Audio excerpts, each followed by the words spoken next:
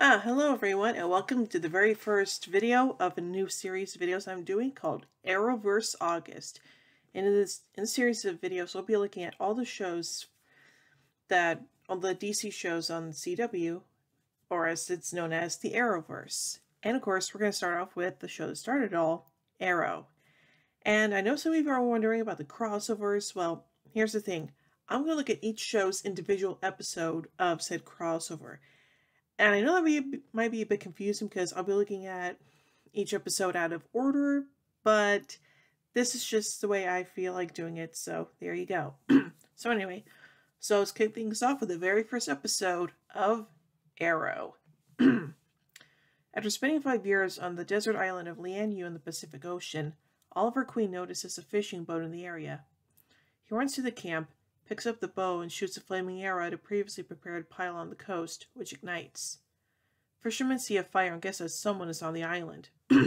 On the beach, they see an overgrown man in green clothes kneeling in front of them. The men take the stranger to the ship and leave the island. Each show announces the return to Starling City of the famous millionaire Oliver Queen, son of Robert Queen.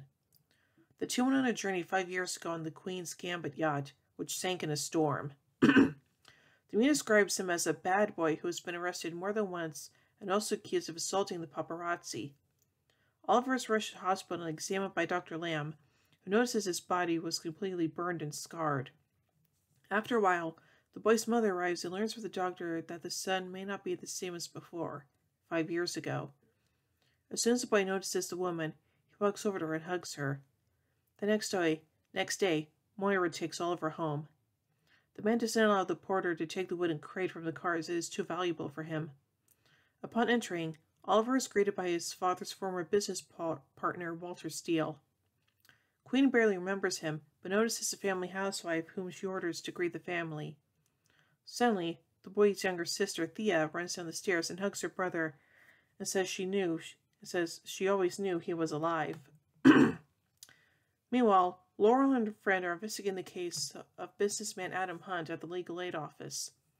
While Lance ponders the work, other office workers focus on the television, where journalists report on the return of Oliver, who was the only survivor. They consider the ship's crew, Robert Queen and Sarah Lance, dead. When the young lawyer notices the crowd, nervous, she turns off the TV and leaves. At the Queen mansion, Oliver stands in his room in front of the mirror, contemplating the past as he peers at his scars. The Queen's Gambit is sailing in the Pacific Ocean during a powerful storm. One of the crew members informs Robert that the captain intends to divert the ship, but the millionaire orders him to continue. Suddenly, Oliver and Sarah leave their cabin, looking for a boyfriend. Robert warns his son that it will not end well for him and the Lance family. At dinner tonight, Tommy Moreland promises to show Oliver about everything that has changed in his absence. The young millionaire is going to see his father's company, Queen Consolidated. Walter suggests that there is no rush to visit her, as she'll have time to do it more than once.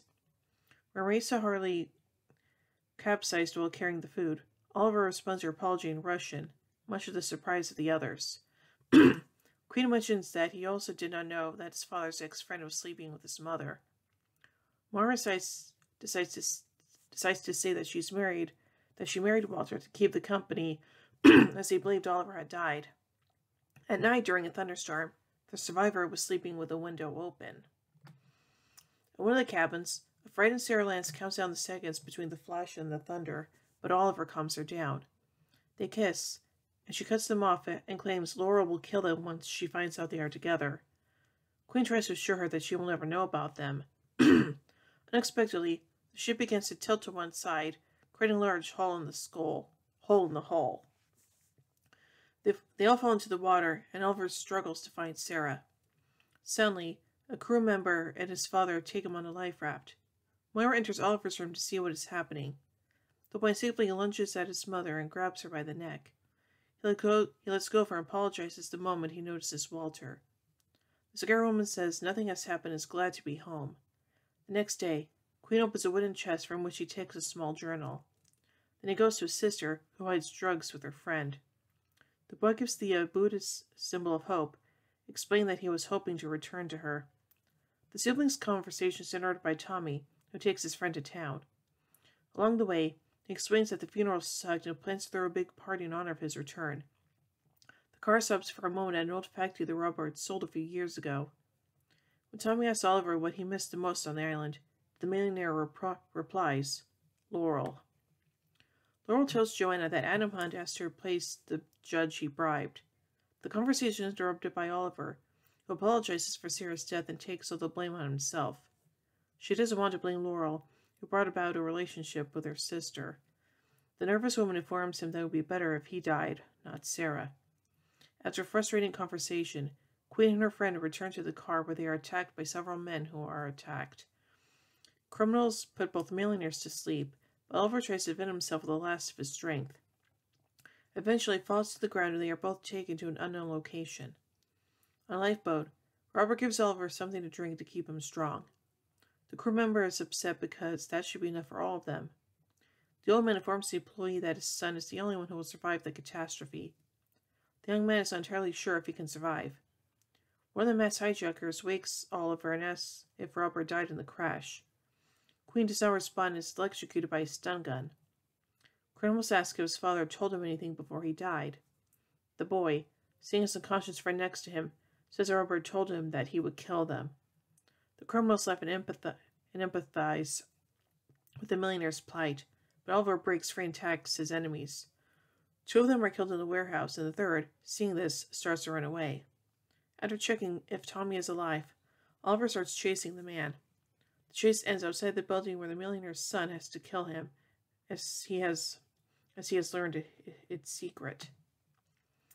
Sometime later at the Queen's mansion, police question kidnapped millionaires.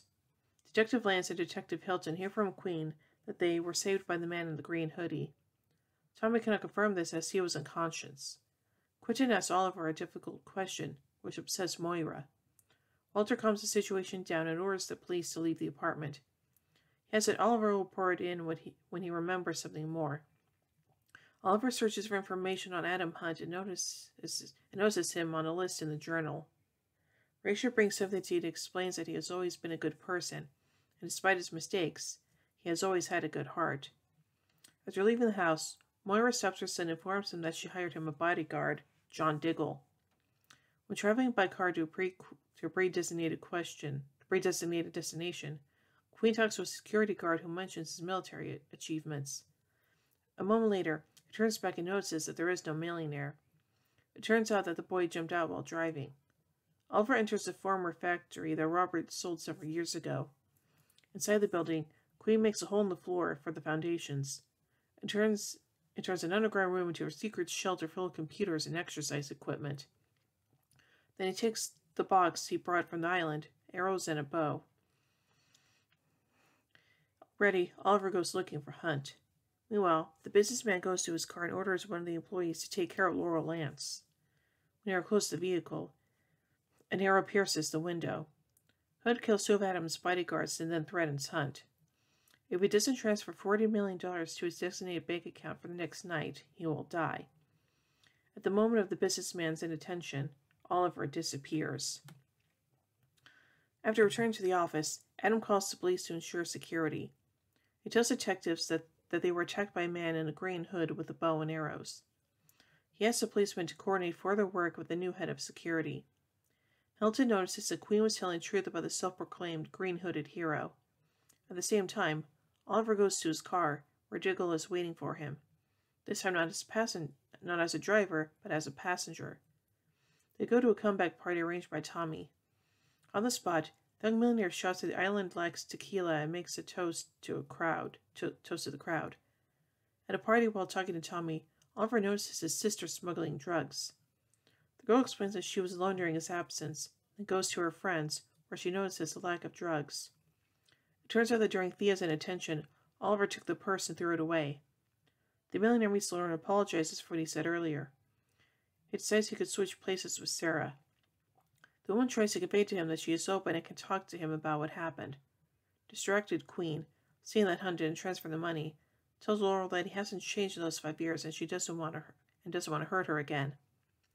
The confused woman reckons that at least once he was honest when he said something like that. Oliver tries to leave the grounds, but Diggle stops him and shows him where the party is. The millionaire walks to the door and suddenly overpowers his bodyguard. At the same time, Draken places armed men in the corridor and asks Hunt to monitor the elevator. Without being noticed by the police patrolling the streets and the entrance to the building, Oliver fires an arrow with a rope. The Hood turns off the lights throughout the building and starts a fight with the bodyguards. When Adam hears his people screaming, he calls the police. Draken picks up a gun and shoots Oliver, but the hero at the same time throws a knife in the opponent's chest. As the police enter the building, the millionaire takes off his bulletproof vest and jumps out the window. The detectives at the last moment notice Hood sliding down the rope toward Queen's party. The police enter the building where Queen's party is taking place. Detectives order the rooms to be searched, but Oliver shows up. He informs about closed and private play. Quentin is talking about a mysterious Avenger who is here. The millionaire laughs and offers everyone $2 million as soon as they provide information about the self-proclaimed hero. The sect provokes detectives and police to miss the banquet. Suddenly, Tommy approaches his friend, and after inquiring about the coincidence of the parties near Hunt's building, he learns that many things were happening on the island. The next day, while cleaning the office, Adam is notified of the disappearance of $40 million from his account. They don't realize that Hood left an arrow with a wireless transmitter that allowed him to hack into the businessman's systems. Robert informs his son that he does not have enough food for all three to survive. She asks Oliver to come home and fix his mistakes. Exhausted, Oliver does not realize the seriousness of the situation and decides that there is enough food. Suddenly, Robert pulls out a gun and shoots a crew member, then again asks his terrified son to correct his mistakes and commit suicide.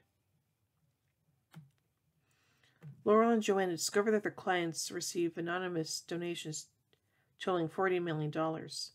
Both women agree that the city has gained a new guardian angel. Tommy comes for the detective's daughter and asks outside about Oliver. Laurel assures that there is nothing to fear, and nothing has changed between her and the millionaire since the disappearance. When friends say goodbye, they walk away in opposite directions.